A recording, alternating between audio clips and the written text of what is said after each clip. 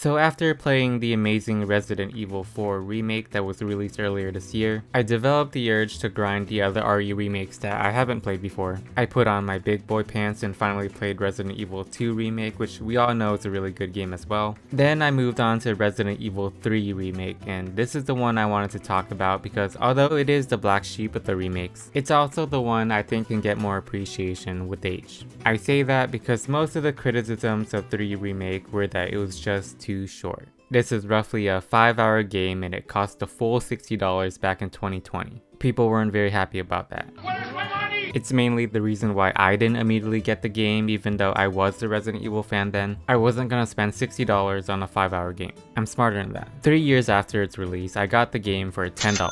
And was I happy with what I got out of that 10 bucks? Yes, absolutely. Resident Evil 3 Remake being declared as a garbage game is probably one of the most hyperbolic takes on a video game I have ever seen because even though it is really short, it's pretty darn fun. Now, is this a remake that fails to capture the heart and soul of the original?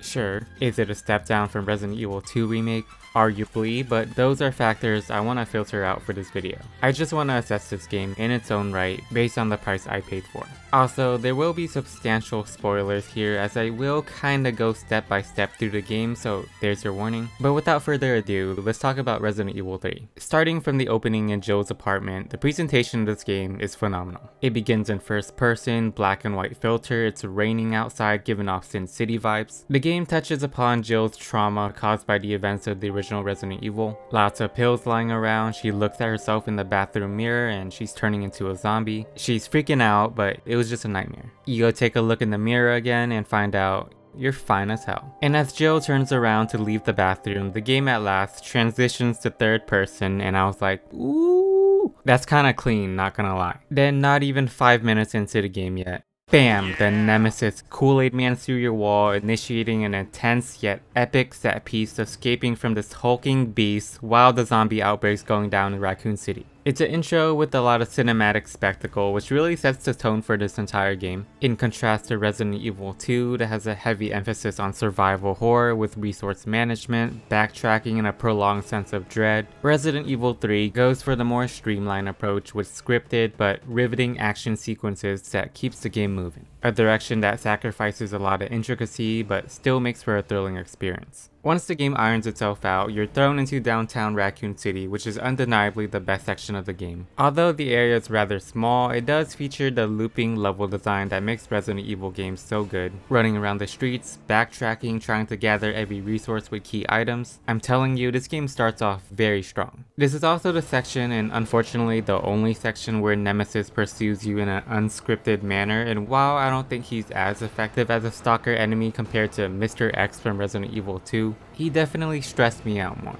The thing with Mr. X is he wasn't faster than you. As long as he was behind you and you were running away from him, you were fine. He wouldn't be able to get you, so he didn't really scare me. Nemesis, on the other hand, this dude can run. Oh hell no! Not only that, but sometimes he even cut you off or use his tentacles and be like, "Get over here!" There was also a particular instance where I ran into this little building to be safe from him. I looked out the window and he was just standing there. Menacingly! I think Nemesis's versatility would have easily made him the superior stalker if he was just more present throughout the game, because he does take a backseat once you get past the downtown section. Beyond that, he only appears in a couple scripted boss encounters. Granted, the first one's actually quite enthralling and serves a reasonable challenge on hardcore, but once he transforms into his animalistic form, he truly just becomes a dumb animal. Mine round. Mine round.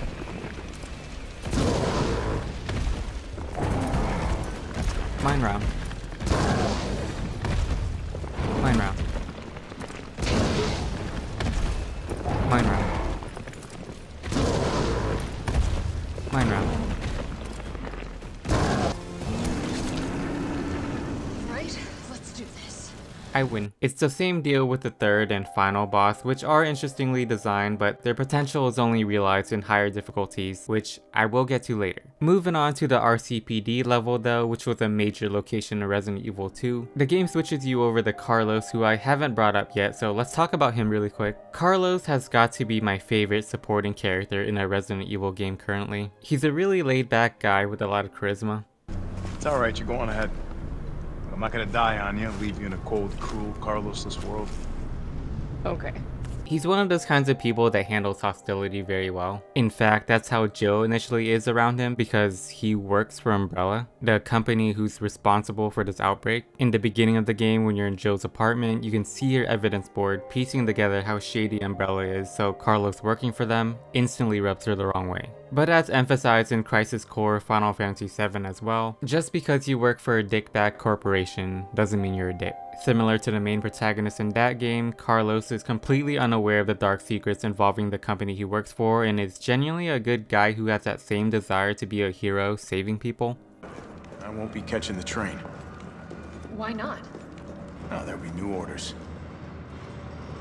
If it means I can help save the city, it's fine by me. And as the game progresses, you see him slowly realizing that maybe Umbrella isn't all that great. But yeah, Jill isn't too friendly to him at first, but Carlos is cool about it not only because he's a cool guy, but he's also totally into her. See a big transmission tower? That's the substation. You'll have to circle around through an alley to your right to get there. You mean the alley that's on fire? Maybe. Surely a tall drink of water like yourself can put out a few flames. Fuck you. Yes! Hell yeah! Hey, come on, baby! Come on! Yes! Come on! Ah! They have an amusing dynamic. Ship it. Anyway, the RCPD section. This is the point in the game where many would say it becomes very linear, which is fair, but not exactly the word I'd use because it does still maintain that looping level design with backtracking and all that, just on a much smaller scale. It's not as sophisticated as Downtown RC and definitely not any area in Resident Evil 2 Remake. I played through 2 Remake twice, and if I would start that game up for a third time, I'd still be running around clueless. For Resident Evil 3, by your third playthrough, maybe even second, you'd know exactly what to do. So yes, the game is more shallow, but I wouldn't necessarily apply this criticism to the RCPD section with lots of areas being blocked off, because if I wanted to explore the whole police station again, I'd just go play RE2. I thought it was completely fine that you only partially go through the station, as it is a revisited area from another game with actually some fun references not to mention.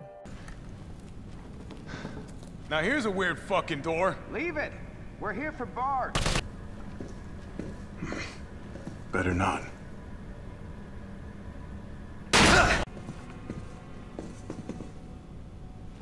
Yeah.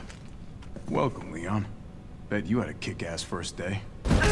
I can't give the same defense in regards to the subsequent zones, however, that being the hospital and lab. I wish I could say that although this is only a 5-hour game, every minute of it was amazing, but it wasn't. It does lose steam in its back half with more uninspired level design, which isn't all that acceptable considering its length. As I said in the beginning of the video, I did find the quality of this game to be proportionate to the price I paid for, but when just looking at the game itself, I wanted it to pack a bigger punch. I also wanted more from it because I was having fun. To be clear, this game never really got boring. The gunplay kept me entertained from start to finish. I think it plays just as well, if not better, than RE2 with the implementation of a dodge and perfect dodge mechanic that makes combat more fluid. There's a difference between doing something wrong and not doing enough. Resident Evil 3 didn't do enough, but what it did was for the most part good, and it's frustrating knowing that this wouldn't have been as much of a problem if it just didn't cut content from the original game. Even more so when it brings back the masterpiece ending theme from the original, but it's the kind of OST that's deserved after an eventful, fulfilling experience that felt like 15 hours, not 5.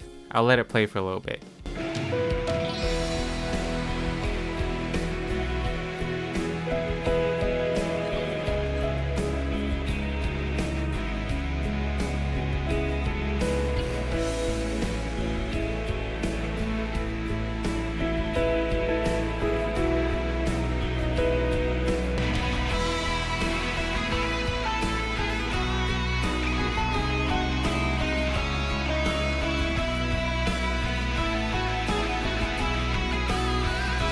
"10 out of 10 track, but I feel like it's too good for the game." Anyway, after completing the game on hardcore, you unlock Nightmare difficulty that shakes up the game by rearranging items and enemy locations, which are interesting enough changes that did catch me off guard a few times. Enemies are also a lot more aggressive, which significantly improves 2 of the boss fights with Nemesis. The first being the Nest 2 encounter. I dig the idea of Carlos making callouts telling you which tank Nemesis is hiding behind so you can electrocute him.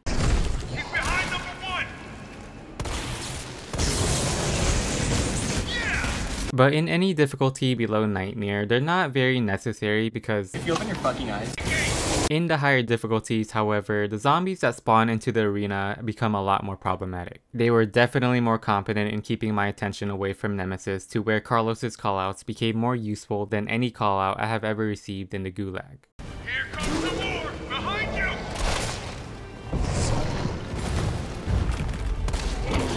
Good boss battle. Then there's the final boss. I have conflicted feelings about this boss fight because although it serves a much greater challenge in Nightmare or higher as well, it is unfairly difficult. In the higher difficulties, Nemesis has this nasty slam attack that unless you perfect dodge, stun locks you, preventing you from healing or dodging subsequent strikes, resulting in certain death. So even though you can endure about 2 or 3 hits, it really only takes 1. Not to mention that his pustules that you have to shoot spews out acid in random directions, which can potentially stun you, making you completely vulnerable to his stun locking bullcrap. Whoever designed this boss battle in the higher difficulties must have been some bitter ex-employees from Software, because there is very little to no room for mistakes with even some RNG involved.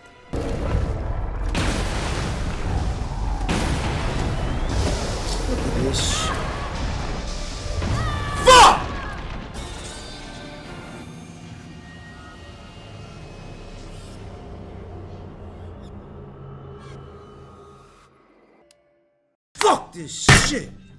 I swear, at least 100 Jill sandwiches were made over the span of about 2 hours because I was struggling big time. I am sick of your shit! After finally prevailing though, I reflected on the 2 hours of pain and suffering and thought, you know what, that was actually really fun. Nothing has challenged me like that in a video game in a minute. Good boss battle. Beating the game on Nightmare difficulty then unlocks Inferno, which has the same layout as Nightmare, but enemies are even more aggressive and autosaves are disabled. I cheesed through this difficulty with the infinite rocket launcher, which was amusing in its own way. Then ran through the game a few more times unassisted to get the platinum trophy. In the end, Resident Evil 3 stretched to about 20 hours for me with its minimal replay value provided by the higher difficulties and trophy set, and I was satisfied with it. It was a good but overpriced game when it came out, which was acknowledged by many. That is Resident Evil 3.